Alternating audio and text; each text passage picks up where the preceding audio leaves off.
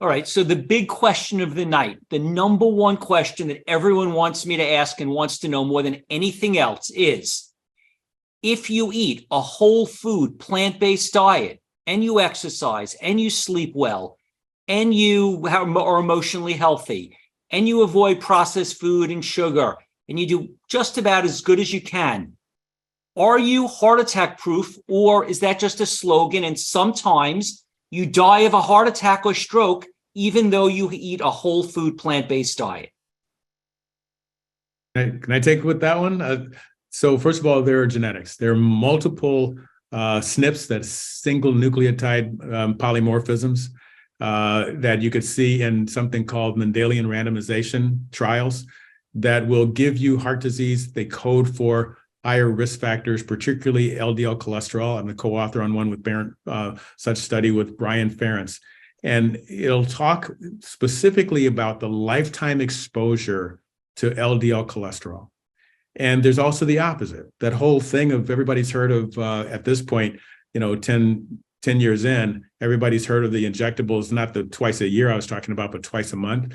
Those particular drugs, that whole science of PCSK9 inhibitors came about because people found that there's a gene that people were lacking, PCSK9 deficiency. And it meant that the LDL receptors were supposed to take the bad cholesterol out of the bloodstream, never got recycled. They just kept going and kept going like the Energizer Bunny. Sorry, I just used a commercial word. That. Okay. And thank you for the green screen, Jay. My heart rate came down seriously when you did that. I appreciate it. As it turns out that that the PCSK9 deficient people, without recycling those and crunching down on those LDL receptors, the liver just keeps taking it out, and the people are having an LDL of 14, and they never get any heart disease. So lifetime exposure to LDL is a big deal. And there are people with, one of those bad SNPs I mentioned, or true homozygous or heterozygous familial hyperlipidemia. They really need to see someone. They really need to have all of that managed to make sure that their genetic risk doesn't overwhelm their lifestyle goodness. Very well said. Very well said.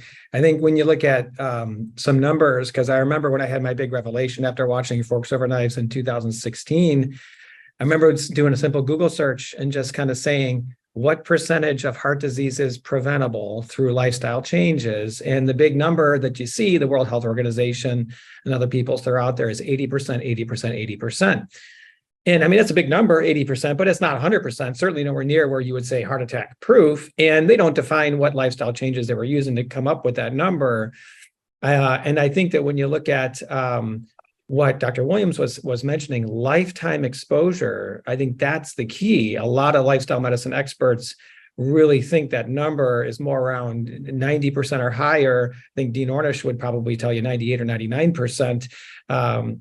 Preventable heart disease wise, but really the key is lifetime exposure. Starting when you're young, you look at these blue zones that live long and they eat whole food, plant-based predominantly.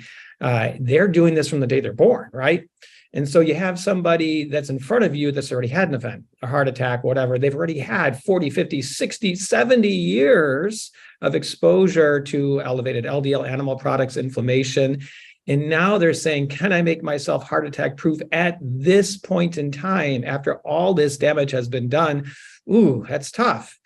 If there's really no clinical trial that randomized, patients to whole food, plant-based diets and other lifestyle changes and followed them for 5, 10, 15 years after an event and showed that there was 0 events that happened. I think the term heart attack proof was mostly popularized by Dr. Esselstyn's data, which was great data, and everybody, obviously respects Dr. Esselstyn for all the great work he's done. It's not a randomized controlled trial, and it wasn't, super perfectly designed in order to try to show a good outcome. He took 150 or 200 consecutive people that went through his program and called them up a few years later and said, hey, they had a heart attack or a stroke. And there was just a teeny percentage of people who had any events, and they're like, oh, it's almost 0. Here we go, heart attack proof. But I don't think that's enough to be able to say that if you did all the right things, especially after you've already done some damage to your system, that you can get your event rate down to zero. You could reduce it dramatically. No question about it. You can reduce your risk dramatically. You could probably, decrease plaque burden and take a degree of stenosis and reduce it. But what the most important thing is preventing heart attack, preventing stroke, improving longevity, and improving quality of life, which we know, no question, a whole food plant-based diet and lifestyle changes can do that very, very, very well, but not perfectly. So I never use the term heart attack proof in my practice for sure. If I could sort of take a different slant on this, in my lecture I gave in this program, I said the number one thing that I'm able to, I think, provide to my patients in our visits is a sense of perspective. And so I think the very question you asked and the fact that that is the number one burning question is itself the problem, is because people are so focused on outcomes. And so when something unfortunate happens, they view it as a failure of what they have done. And more and more, I just find in my conversations with patients, I'm saying, those are some things that are just beyond our control. And it's hubris to think, and it's ego to think that we can control these things. And I quote Dr. Williams. Actually, Kim, you can tell me now, but I quote him as saying, "I don't mind dying. I just don't want it to be my fault." Yeah. Did you said that, didn't you? Yeah. Yes, I did. That's somebody put it on a Yeah. cup. I quote you on that all the time because I have so many patients who are coming to me so discouraged because they feel like I've been doing this, I've been exercising, I've been doing this, and then this happened. I got some autoimmune thing happen, or I had I even had a heart attack, and they view themselves. It's not just some unfortunate thing happened despite I tried my best. That would be a healthy outlook. It's that I failed, the diet failed, the whole food plant-based failed, and I'm like, look. I may discover tomorrow that I have prostate cancer. I don't know. But what I can rest in good conscience in is I'm doing the best I can with the information I have available. And that is something to take courage and to take peace of mind in. And so the questions and the concerns that patients ask me give me an insight into their state of mind.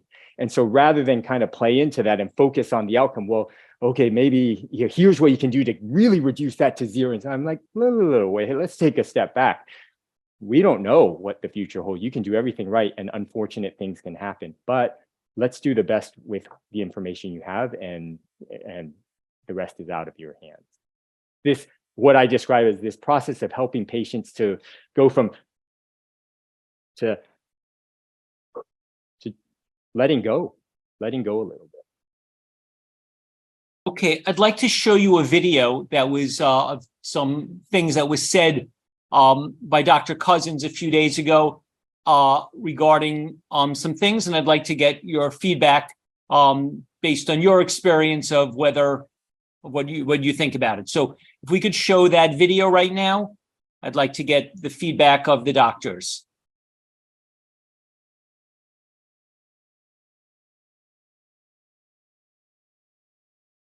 So we're setting up this video, and he made a couple of comments. He sees a lot of people vegans with brain, degeneration. I look at the high carbohydrate diet, which I don't support because it stimulates brain inflammatory pathways. Now, to me, this is a really important study, Journal of Alzheimer's 2012. I'm just going to read it because it's so important. Older people, and we're talking people above 60, eating a high carbohydrate diet. Get the word high carbohydrate because we're told a lot in the vegan world that you want a high complex carbohydrate diet. People are talking about 70% carbohydrate. Yeah, well, here's the result. Have nearly 4 times the risk of developing mild cognitive impairment. So this is what David Perlmutter in his book, Grain Brain. I thought he did really good work. A diet heavy in inflammatory carbohydrates, which mostly they are, Low in healthy fats messes with the mind in more ways than one, but let's say messes with the brain in more ways than one. So fat is the preferred fuel of human metabolism, and it's been that way through evolution until we started farming about 10,000 years ago. Next slide, please. Now, this is really important because along with this high complex carbohydrate diet, we just have this cholesterol fear. And this is one of the second reasons I think that vegans tend to get more Alzheimer's, because people with the highest cholesterol scored higher on cognitive tests than those with lower cholesterol levels. So this is I'm really talking more about cholesterol here, but Netherlands, Alzheimer's have lower amounts of cholesterol, free fatty acids in their cerebrospinal fluid. That is really important. As 2007 study showed that people who regularly consumed omega-3, this is one of the supplements I'm going to talk about, they were 60% less likely to develop dementia than those who didn't regularly consume such oils. That's DHA and EPA. High cholesterol is associated with better memory function. And it's the preferred fuel for your heart. I mentioned so atrial fibrillation, high omega-3, 85% lower risk of dying from all causes. Any feedback you want to share on that? There was a lot of things that were fired off there, and I think probably almost like a dozen different points, trying to synthesize a lot of those things one at a time, and I'll try to tackle one or two of them, and maybe you guys can try to weigh in on whatever else you guys can remember, because there was a lot to take in there. I think first of all, when you look at terminology, there was the very first slide, he said all degeneration is from carbohydrates. Now, again, like Dr. Lim said earlier, making extreme claims is always decreases your credibility. You can never say all, you can never say something's proven, so that is a concern. And then he says how fat was the fuel a long time ago, was a predominantly metabolic fuel source. And who knows, even if that is true back then, thousands of years ago, it's not true now. He said because of farming now, with agriculture, now it's carbohydrates. Well, that's what we are now. We're not, living thousands of years ago. That's the same argument people say, well, cavemen used to eat meat. It's like, yeah, well, cavemen used to live 35 years. So do you want to live 35 years? Sure, fine, eat meat.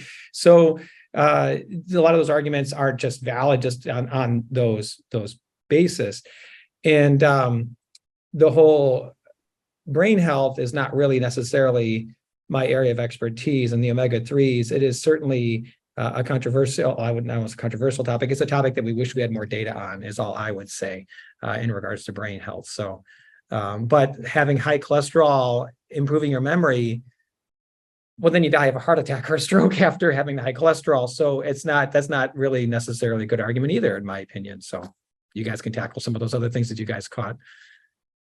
Well, I think it's interesting. He talked about a diet high in he quoted Perlmutter, a diet high in inflammatory carbs and low in healthy fats leads to these, degenerative issues and problems. But then the conclusion is, so fat is the preferred fuel. Wait a second. That's not the logical deduction, because there are inflammatory carbs, right? I mean, you just heard Dr. Williams and Dr. Lome, when it came to salt, say avoid processed foods, which is probably the number one source of inflammatory carbs out there, these highly refined processed carbohydrates. A Oreo cookie is a much different kind of carb than a sweet potato that's steamed or baked. And to compare the two it's ludicrous. So I think, we have to be careful of these sound bites and these sort of kind of absolute claims. And once it's so easy. Once you hear someone, I've all respect for Dr. Cousins, but if you hear something that's kind of a stretch, then it just means be cautious and don't take everything at face value. And also appreciate what a gift it is when you meet someone who is an expert, who you in general can take what they say at face value, because they are very careful with what they say. And what they say, they only say based on the evidence, and they're not going to overstretch it for the sake of getting more likes or more views or more press or anything. They are going to stick with the science, and those are rare, but they exist, and it's a real diamond when you find that. So I think what we just witnessed was a lot of half truths. But half-truths can take you down dangerous avenues if you just take it at face value as the absolute truth. And I think we're seeing a theme today of that it takes more work and it takes some nuance, but there's usually a bigger picture that you have to keep your perspective on.